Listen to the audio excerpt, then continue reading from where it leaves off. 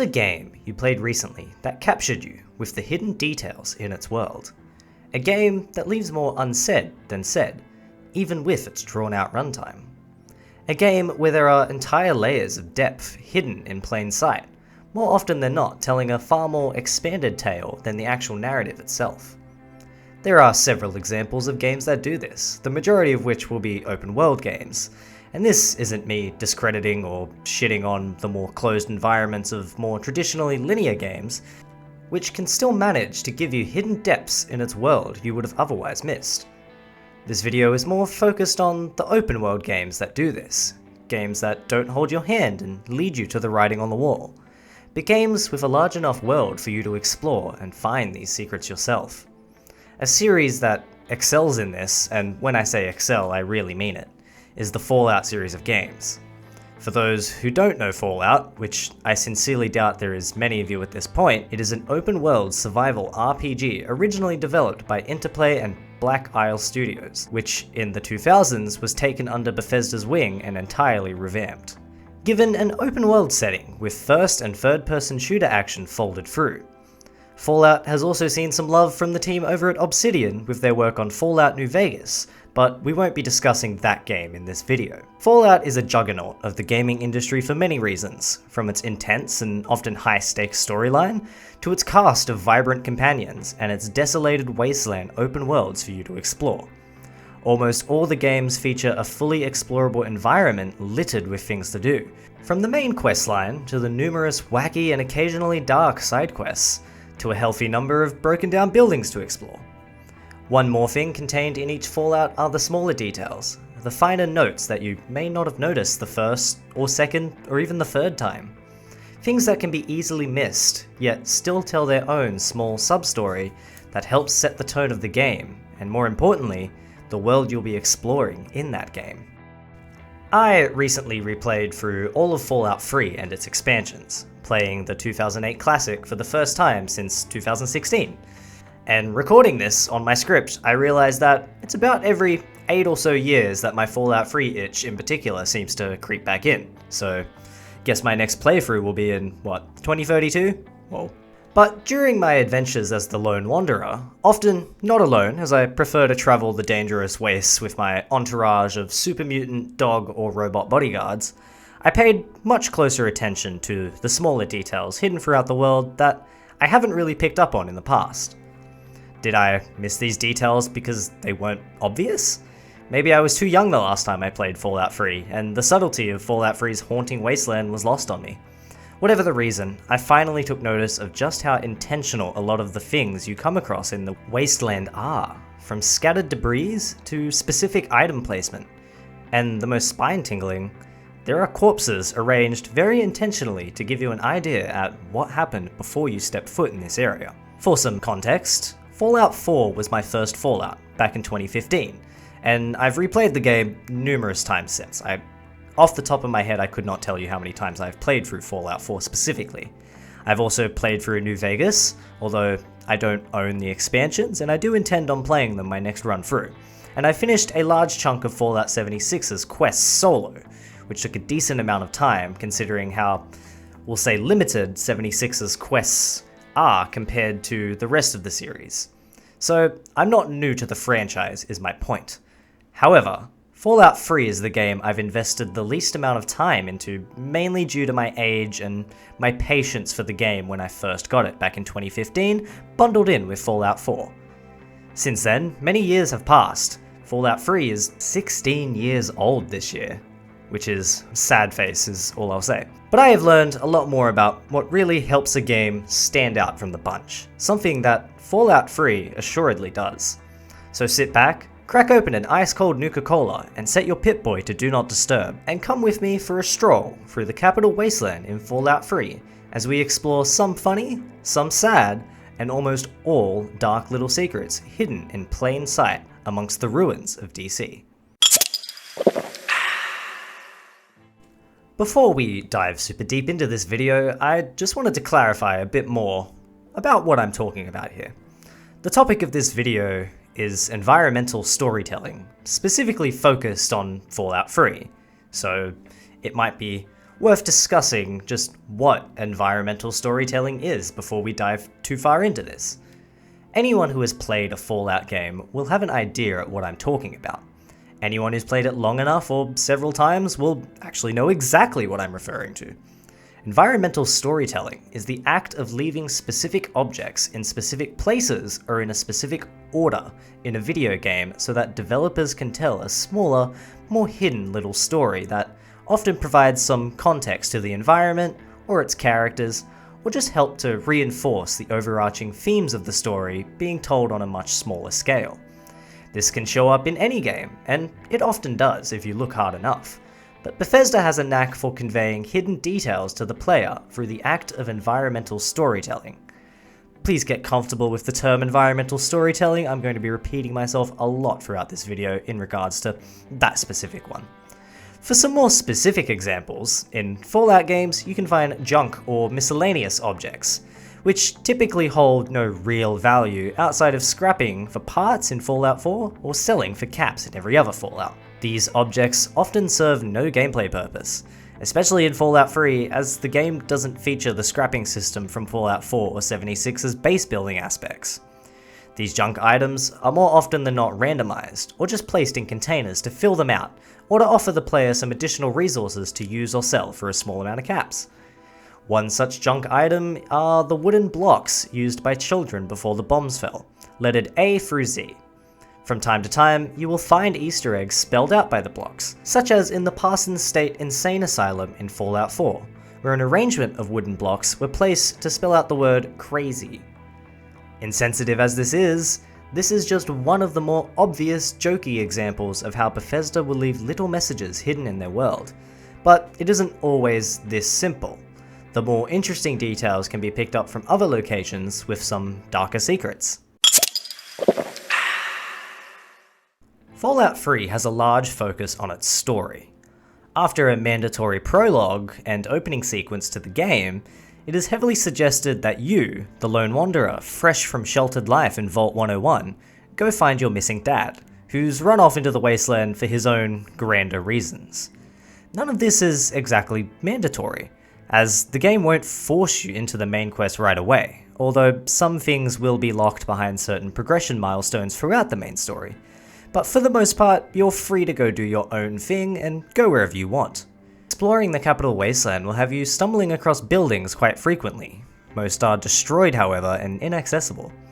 Whilst these buildings are not what I'm talking about in this video, they do serve the same purpose as the rest of the examples. The first thing you'll take notice of is that most of these buildings are in extremely poor condition as a result of the nuclear bombs that fell, and the 200 or so years spent rotting in the wasteland's rather unfavourable conditions. A closer look will reveal that the large number of these buildings have also collapsed in on themselves, or onto other buildings, due to their disrepair. Bethesda uses the collapsed buildings as a way to block off areas from the player, or hide things away that you must find alternative routes to reach. As you enter the heart of the city, most of the buildings have collapsed around the city and block off easier entrances to where you need to go, and they also serve a narrative purpose too. Capital Wasteland is in DC, containing many of the national monuments the USA hold dear. As such, the capital was hit hard during the Great War, and the city tells you a quiet tale of just how devastating things were. Buildings have collapsed, the monuments are falling apart, and the difficulty in navigating has forced people, the player included, to go through the underground metro system to navigate the city, which is littered with enemies preying upon you, whilst also being in complete shambles itself. The aforementioned metros also bore the brunt of the nuclear attack, with many of the train lines collapsing and being no longer accessible. Inside some of the metro stations, you may find ghouls looking to rip you apart, or you'll find raiders waiting for someone to stumble into their midst. The raiders are especially good at using the environment to their advantage, littering the areas which they claim with dead bodies. These bodies are more often than not mutilated in horrible ways, from a decapitated corpse tied to a mattress, to bodies hanging from hooks in the ceiling with limbs torn off. Stepping into raider territory should feel dangerous. You are instantly aware there's no room for reason with these people. They're extremely dangerous, and they leave the desecrated corpses of their victims to show you before you even see them. Similar to the Raiders, the super mutants also make it clear that they're a threat the moment you find their strongholds. From the mutilated corpses to net bags full of human meat littered around the place. The more fortified the fortress, the more hanging bags of gore and human body pieces you'll find. Occasionally, you'll find these body parts lying on the ground in a bloody mess, implying the mutants have been feasting before you stumbled across them.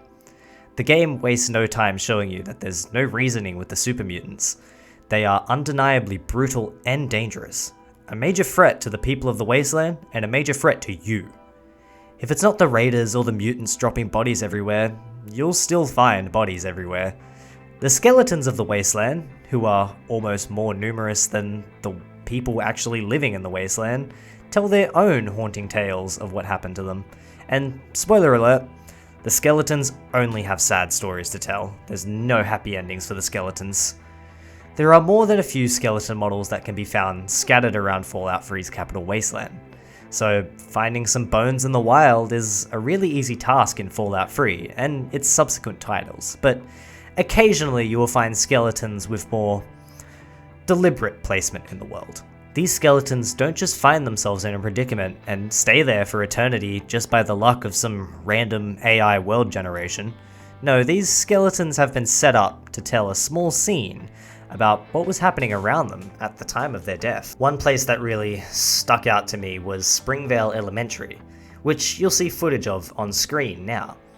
Prior to the events of Fallout's nuclear war, this was an elementary school where young children would play and learn, as you do in most elementary schools. But upon entering Springvale Elementary for the first time in Fallout 3, you're met with a confronting sight.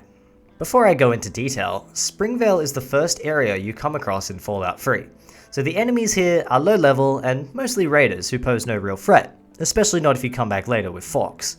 So I originally did this pretty early in my playthrough. What you're seeing now is me revisiting, hence the no actual active enemies to attack me. All this said, you are confronted with this disturbing building at the start of the game, and whilst completely optional to enter, it is accessible and it's even in your direct path to more than a couple of the intro side quests that you get from Megaton. Upon entering Springvale Elementary, you are immediately greeted by gruesome imagery, including dismembered bodies tied up against the wall, to even more dismembered bodies hanging from hooks in the ceiling, all of which have endured varying degrees of physical mutilation.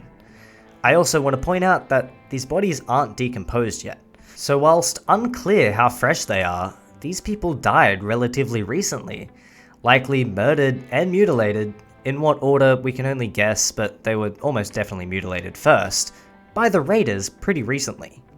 Also in this room, across from the tied up bodies and underneath the hanging corpses, you will find a cage containing numerous skeletons all piled on top of each other, who have been dead for a lot longer than the bodies hung by the Raiders. Whilst already concerning, upon closer investigation of these skeletons, you might notice something. They're smaller than the rest of the skeleton models you can find throughout the game. Quite small, in fact. You see, these are the remains of children in this cage, either children who originally attended this school, or Wastelander children who ended up meeting their end in this unfortunate tomb. These aren't the only children's bodies you can find in Springvale Elementary, as there's an even more disturbing mass grave deeper in the school's halls. Upon more exploration, you will encounter another cage in the school, which also contains the skeletons of several dead children piled on top of each other. And as if that wasn't enough, the walls surrounding the cage are covered in blood, not just splattered across the walls, but in the form of children's handprints as well. It's unclear exactly what happened in Springvale Elementary, as Fallout 3 opts not to provide the full context of the location's backstory. Sometimes it's just left up to the player's interpretation what may have happened, using the context clues left by Bethesda. Whatever fate these children met was horrible, whether it be the result of the bombs falling or something more sinister. And given the state of the bodies and the mess of gore everywhere, I sincerely doubt this was the fault of nuclear bombs. On a less gruesome note, and more of a saddening find, some more skeletons around the Wasteland tell of the unfortunate aftermath of living in a world crushed by nuclear war, in an unmarked house in the town of Minefield, which is full of mines, as you can guess, you can find a small number of explorable houses waiting for passerbys to loot them. Inside is a few more early game valuables and the remains of a 2-story suburban dwelling that's seen much better days, as have its original owners. Once you go upstairs to investigate the bedrooms, you can find some former residents in the master bedroom, a couple, likely married with children based on the layout and furnishings of the house, who are embracing each other Titanic style in their bed. It's unclear how long these remains have laid on this bed in each other's arms, waiting for death to take them, but they remain here still after all these years, unless you choose to disturb them, which, if after 200 plus years in the Wasteland no one else has done it, it's probably a really fucked up thing that you shouldn't do. It is also unclear how they actually died, but considering they had time to spoon before they wasted it away, I can only assume they knew that death was coming. One final example we'll discuss is a rather common occurrence in Fallout 3, and in the rest of the games as well. There are several examples of skeletons who took matters into their own hands when things started to go all wasteland. Usually in residential buildings, but sometimes in the most random of locations. You will encounter the remains of people who decided not to take a chance at wasteland life. These skeletons are most commonly found in bathtubs, usually with a small handgun within their reach, or in the case of those who couldn't bring themselves to pull the trigger, they will be in a bathtub with a toaster, or a radio, or some kind of appliance that would cause the bath to become more hostile. These skeletons are also accompanied by appropriately placed blood spatters in the tub, or on the wall behind them. These are some of the more obvious examples of what happened in this world before you entered it, but they are equally as saddening as the more detailed ones. Before we move on, I had one more quick example to talk about, on a somewhat lighter note. There is another skeleton, this time in an office building, who met his end in a much more uncomfortable fashion. Should you encounter this skeleton, you will notice he had a bad idea prior to his death. A very, very bad idea. Seated on the ground by his desk, this gentleman is leaning against the wall with his legs spread wide open, and is holding an electric fan between his legs, with a puddle of man giblets and blood beneath his... well, you know exactly what he did just from the image on screen alone. I don't blame the nuclear wasteland for this one. If you're gonna stick your dick in a fan, then whatever happens next is honestly on you. Because why the hell would you... just... ow!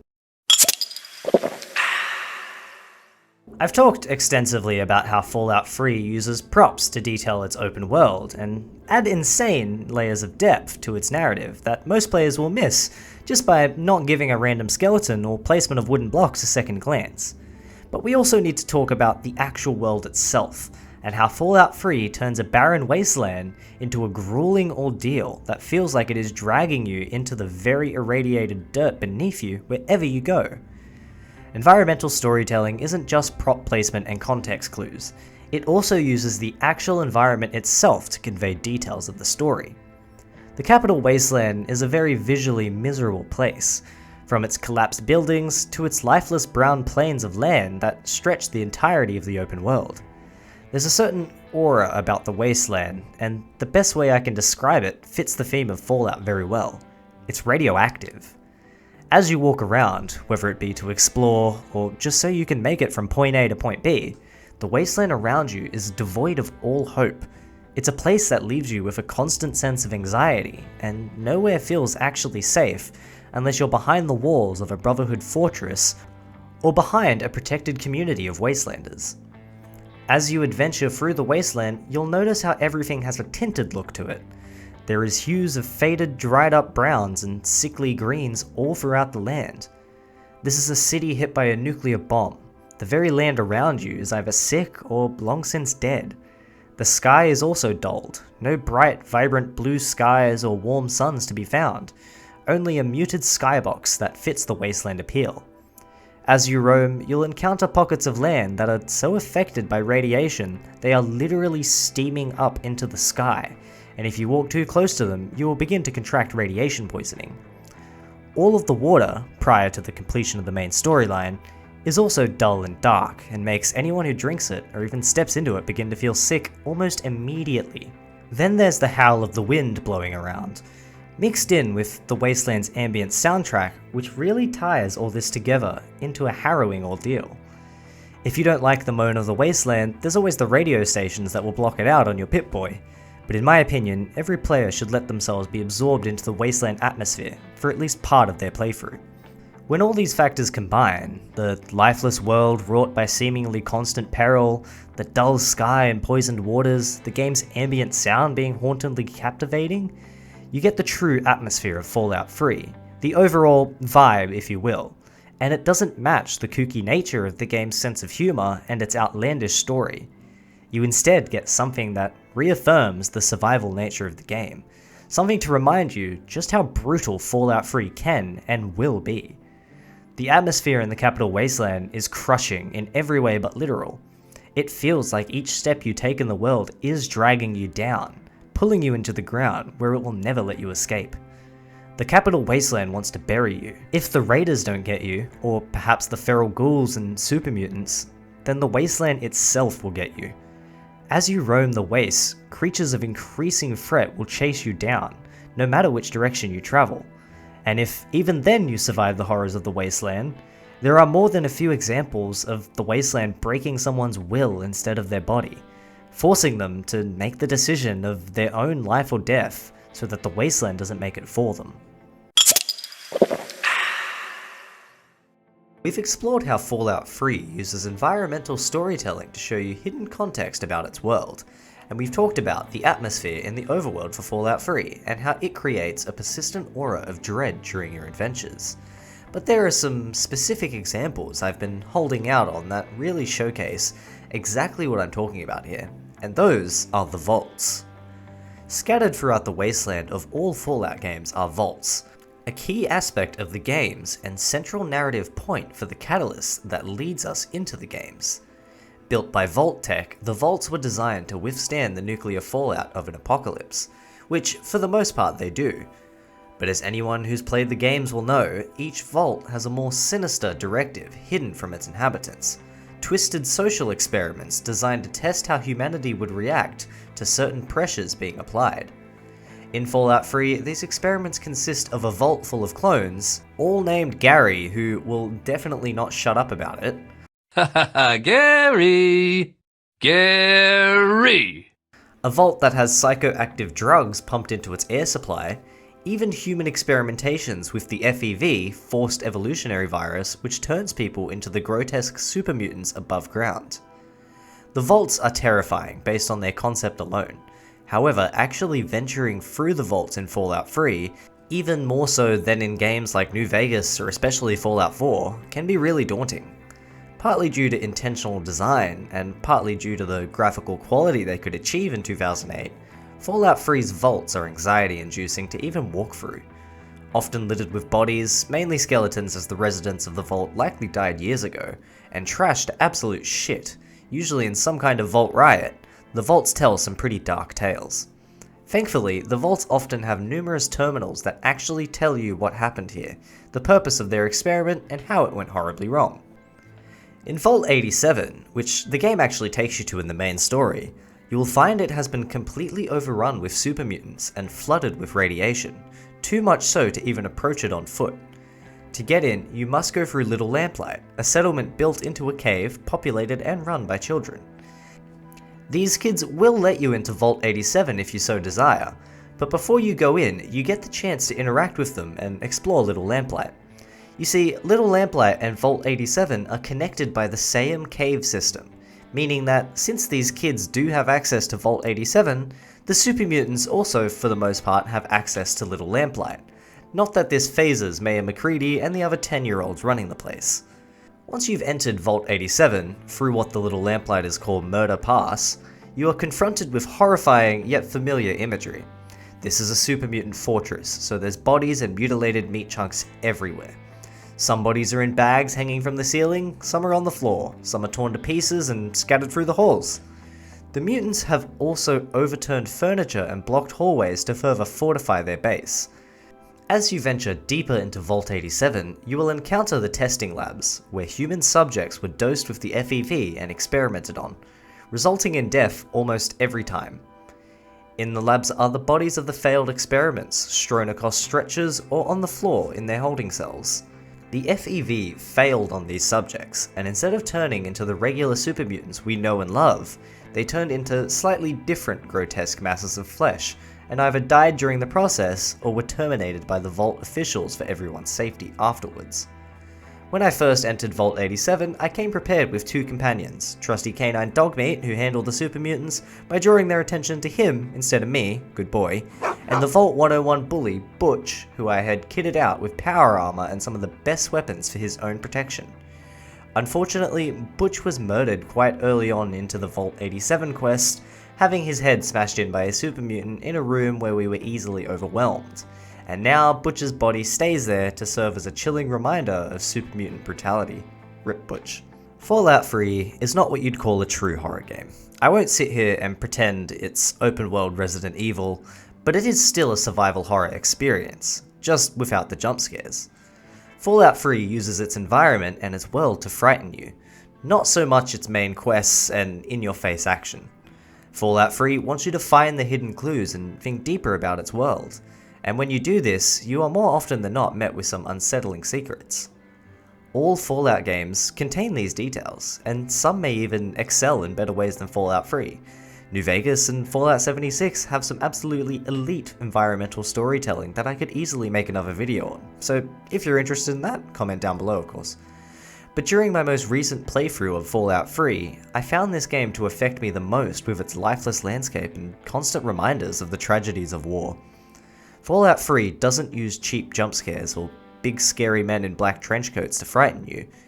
It uses something more real to create a deeper discomfort inside you. It uses environmental tension to keep you on edge. The world we live in isn't Fallout, but it's also not impossible. Sure, there wouldn't be super mutants or deathclaws, but we're not talking about the things in the Wasteland that scare you. We're talking about the actual Wasteland. Fallout takes place in a real location. Those destroyed cities you explore in the Fallout series are actual places that do exist to a degree, and you can visit them and see most of them for yourself. The same monuments will stand in the same places, and the only thing separating our world from Fallout's is a nuclear bomb.